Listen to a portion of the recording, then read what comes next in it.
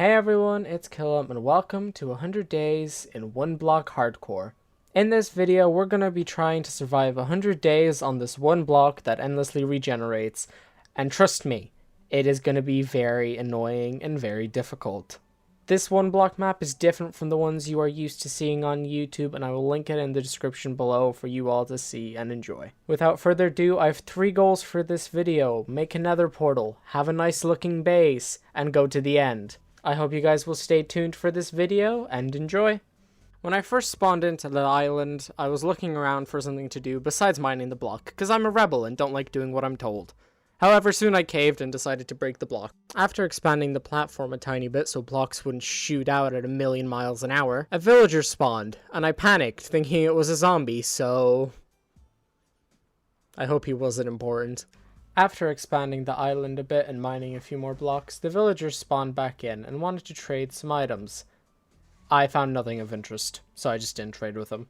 It soon became night, but that wasn't going to stop me from mining more blocks. Yay, I love this game. I decided to craft a furnace and some torches, and then proceeded to expand the platform to have a tree farm area for later. The sun began to rise as I remembered that Minecraft starts you on day 0, so this is still technically day 1. What do you ask did I do on this splendid day? Mine, of course! It's all I can do on this goddamn island!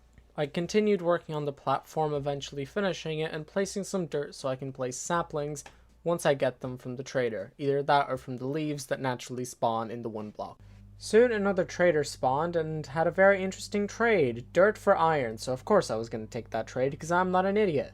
I decided I'm going to craft a cauldron and try collect water, then collect it with a bucket that I'm also going to buy from the trader. Capitalism. As it turned night, I found a few zombies and fought them for iron. Then noticed a few creepers, so I blocked off the passage since I don't really have a way to heal. That's a problem for future Killum. On the start of day 2, I tried to deal with the creeper problem. This series is off to a great start. Give me a minute to rebuild. On the start of day 2 for the second time, I started by expanding my platform to create a tree farm, then quickly realized it was becoming night, so I started lighting it up to avoid creating a Dracula movie. I decided to create a little gate in case monsters spawn, but quickly remembered I don't have all the blocks I need, so I just left it like this.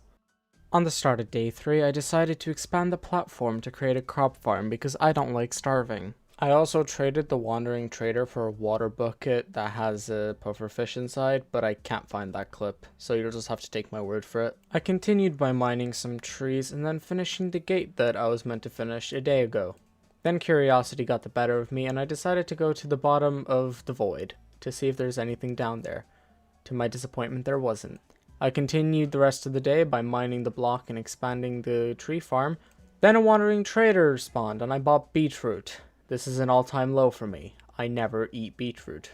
Towards the end of day 3, I took random damage. Looking around, I was very confused till I realized phantoms are gonna start spawning.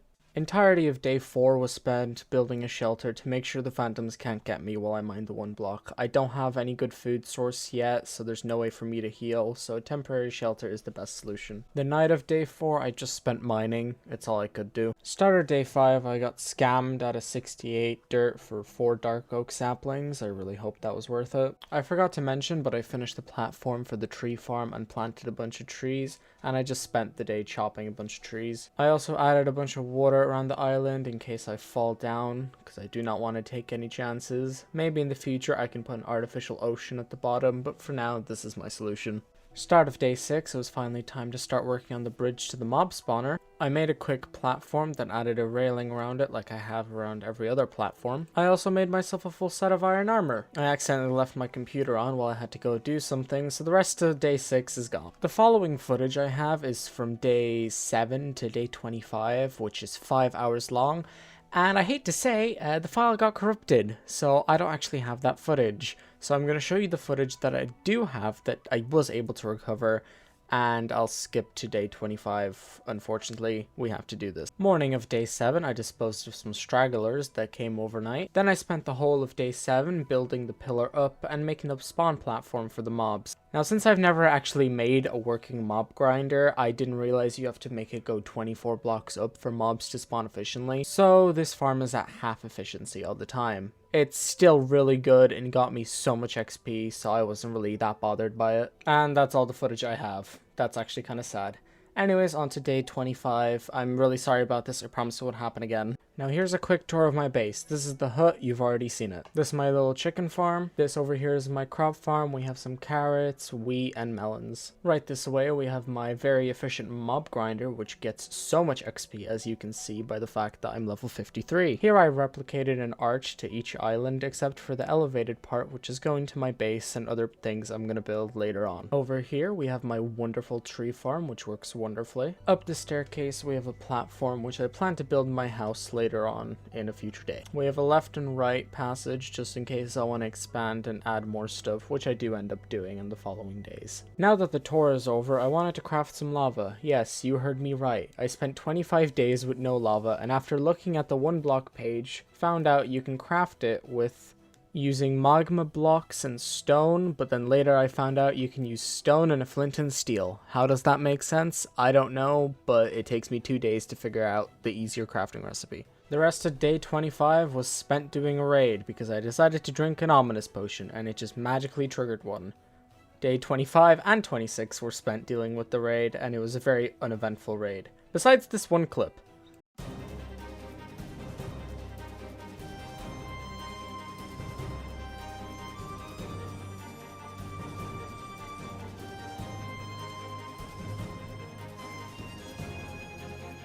Yeah, I almost died to the Ravager. Thankfully, the Ravager fell off soon after and I was able to finish the raid. I slept through the night and it was now day 27. I crafted myself a full set of diamond armor on this day as well. You know, just gotta show off. I looked through the recipe book and found you can craft magma using stone, flint, and steel, so I proceeded to do that and then just make a lava farm. That's all I did on day 27. Day 28, I continued working on the lava farm and finally finishing it. The rest of day 28 and 29 were spent making the layout for my base. Oh, and I also found a cow that spawned naturally. I didn't realize they can do that. Day 30, I got another cow, which made it 2. I decided I'll sort these later and leave them on the side for now. I started working on an auto stone farm just so I don't have to rely on the OneBlock so much. I finished the stone generator and moved on to giving the animals a proper home. Day 31, I continued working on the animal pen and soon a villager spawned. You can trade with this villager and he'll become a normal villager that you can keep inside your world, so that's exactly what I did. Day 32, I captured the villager in hopes he doesn't despawn and continued working on the platform. I also decided to craft a grindstone and de-enchant a book so I could craft an enchantment table and hopefully get some basic enchants. Day 33, I spent gathering wood and finishing the platform. Then I started working on the animal pens.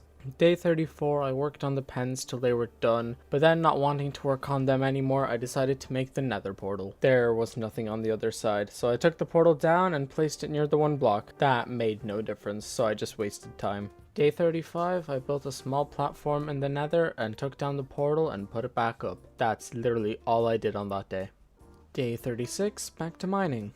I started building a spawn platform in the nether in hopes to make a mini mob farm. Stuff started spawning on the platform and after a bit of thinking I got an idea. I could make a moss farm to spawn proof the platform so they don't spawn then create the platform. Yeah, I don't know what I was thinking here. I actually even went into a creative testing world and designed the moss farm myself. Day 37 to 41 were spent working on the moss farm and mining for iron. Day 42, I mined some stone and began construction on the nether spawning platform in hopes of getting it finished in that day. Also, when I went back to the overworld, I noticed some fireworks, only to realize it is my new best friend that I bought. I'm gonna call you Rex. Don't get attached to him, he doesn't last very long. I experimented with the spawning platform to no success. I'm not even sure what I'm trying to get anymore. Alright, gold so I can trade for the end portal. Yay. Day 44, I noticed you can craft sugarcane by combining clay and seeds, so I decided to craft a bunch of that. Then I also decided to start getting leather so I can make bookshelves and actually get some good enchants. Day 45, I decided to start working on the enchantment area. After doing a bit of research, I realized I need to create a spawning platform for Blaze in particular with certain light levels, so I decided till day 50 all I'm gonna do is grind and level up my stuff. However, that didn't end that well. Because on day 46, this happened. I somehow got knocked into the pen and was genuinely struggling to get out. I didn't know what to do till eventually I decided, screw it, it's either I break out or I don't. But then I realized the worst thing, I was on a half slab. Thankfully I realized this fast enough and I was able to get out and somehow survive. While reading an actual article, I never do that, I found out I can turn the visitor into a normal villager, and I need a light level to spawn the blazes. Love this game. Now I also have I got a blaze rod in all caps in my notes, but I don't feel like yelling that. So I got a blaze rod. Towards the end of day 50, I got something really cool and got the legendary upgrade template. Day 51, I gave myself the netherite treatment. I'll be honest, from day 52 onward, it is just me desperately trying to get the blaze rods and the ender pearls I need by vigorously trading and slaying and trading and slaying.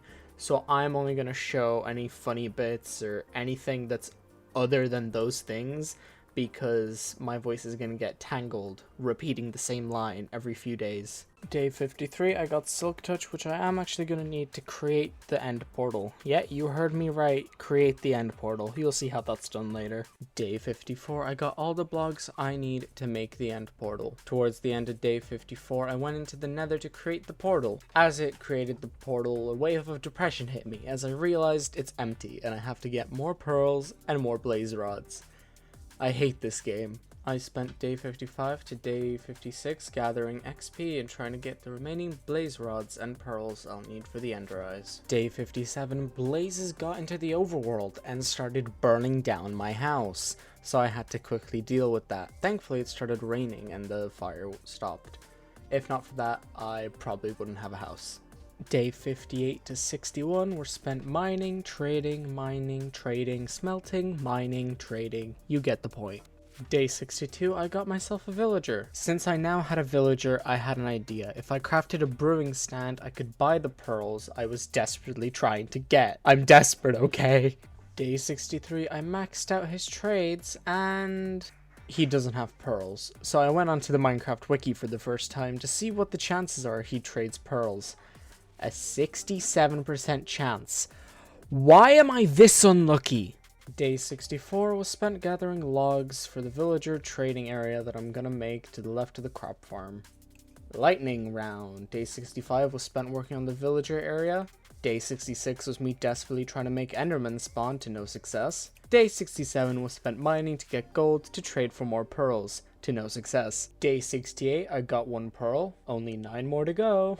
Going back to reading again, I hate life, I got no idea, maybe I could get pearls from a trial chamber. Then I realized I don't have any keys.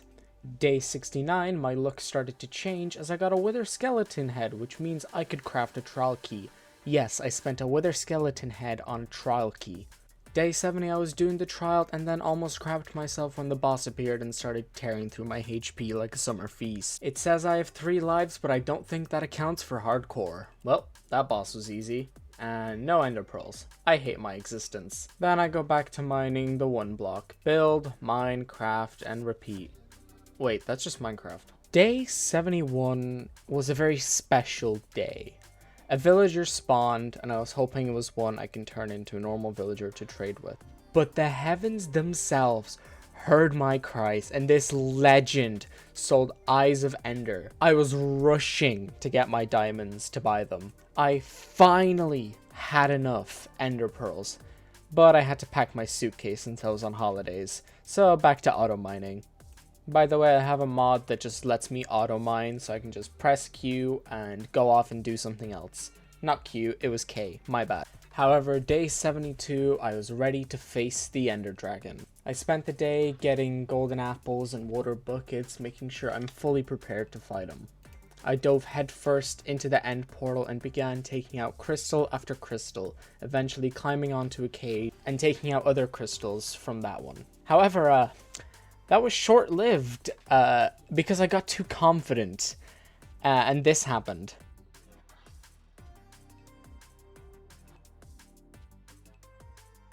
I spent 72 days working on this island just to die to magic. So much time spent just for it all to end. I may not be the best Minecrafter or YouTuber in general, but I tried my best at attempting this challenge and I got far. I got to day 72, and even though I was very annoyed at the time, I'm fine with that. Failure is where you learn and grow, and I'm going to stop talking before I turn into an ethical YouTuber. Well folks, if you want to see me attempt this challenge again and not die on day 72, let me know, leave a comment below. If this video gets 100 likes, then I'll attempt this challenge again. But without further ado, have a good day, and I'll see you later. Goodbye.